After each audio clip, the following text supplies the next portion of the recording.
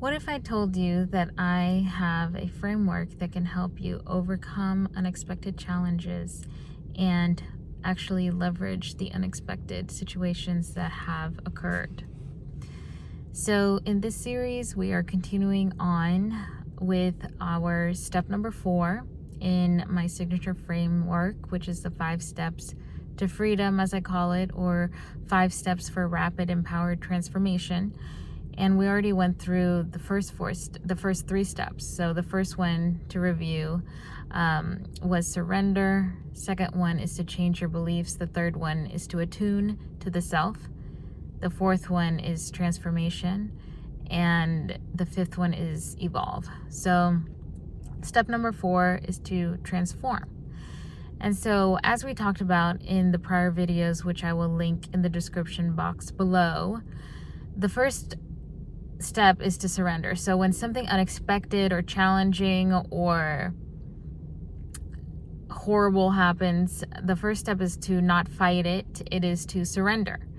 And through surrendering, you're able to use your resources a little bit differently. Instead of expending your energy and your brain power in fighting it and being in denial and resisting it and all the feelings, which are important to feel and process, the surrendering aspect allows you to shift into a different mindset where you start to think, okay, if this is not happening to me, if instead this is happening for me, then what is the nugget of information? What is it that I am supposed to learn from this? What is it that I'm supposed to turn this into?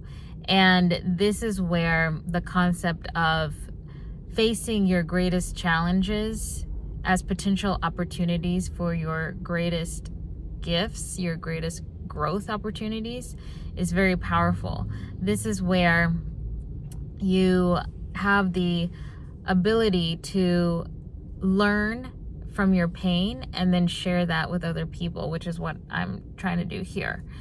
So, the second step is to change your beliefs. So when you start to think that, hey, maybe this is happening for me and not to me, then what helps that is when you pair it with changing your beliefs. So you change your beliefs from that of a victim to that of an empowered individual. So you think that instead of thinking that, you're scared, you're anxious, you don't have the skills, the tools, the resources to navigate this new challenge, instead you tell yourself, no, this is happening for me because I'm the exact person for this challenge. I'm the exact person who can navigate this challenge successfully. And also I am the exact person who has the intelligence, the problem-solving capabilities, the creativity, the fortitude, the grit to navigate this challenge and to turn it into a great opportunity, a great blessing. So the third step is to attune. Attuning, once you have changed your beliefs to more empowered beliefs and you attune to yourself, then you can figure out what is it that you need in order to execute. And so you attune to the self, and that informs the next action steps, that informs service. So once you've attuned through many different methods of attunement, so you can journal, you can reflect, you can meditate, you could practice mindfulness, you could have very focused conversations with a loved one. The action steps that then become clear to you are what informs the next stage, which is transformation. So when you implement those action steps and you implement what you learned from practicing steps 1, 2, and 3, that is when the transformation takes place. And all you have to do is really observe the transformation taking place. So what I mean by this is, let's say, for example, you surrendered, changed your beliefs, and attuned to yourself, and the action step that came up was that you need to go for walks in the morning, for example. And so you implement that action step. You go for walks. And this is where you can continue to apply the steps at a micro level and at a macro level, so internally and externally.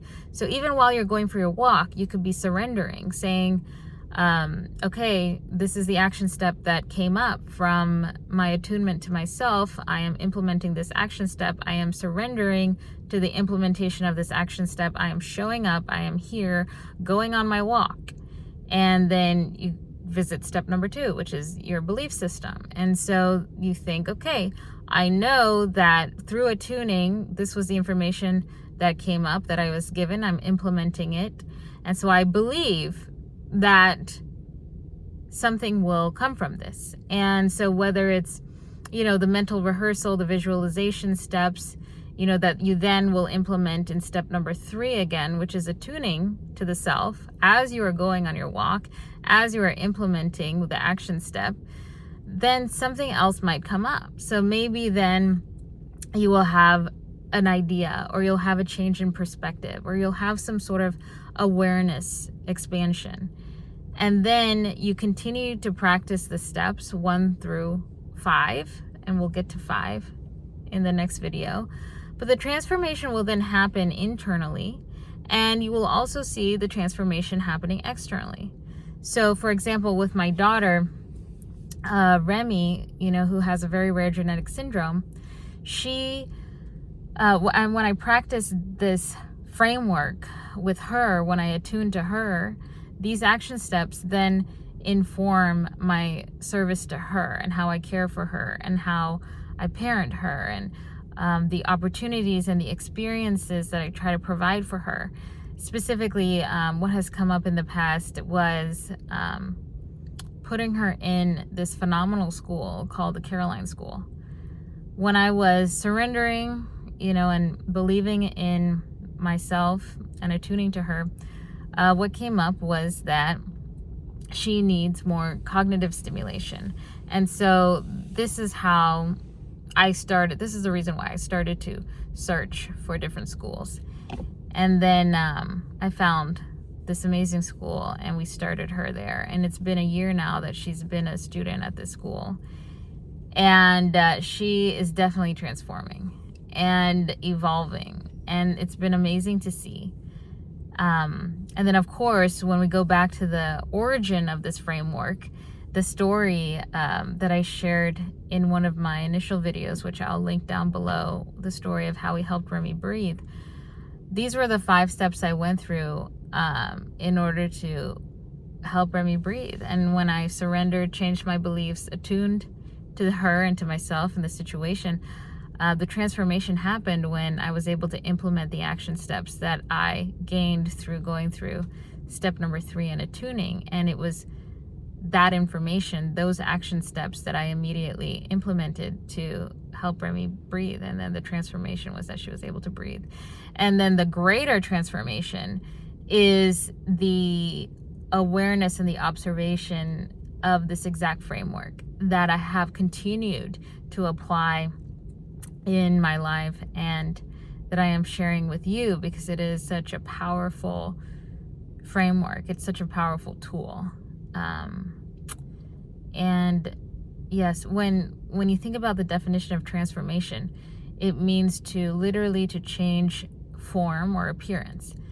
And when we think about it on the internal level, it correlates to a shift in perspective, a shift in insights that theoretically should make you more aligned with this higher version of yourself. And I could do another video on my thoughts on what, this higher version of yourself, what that even means.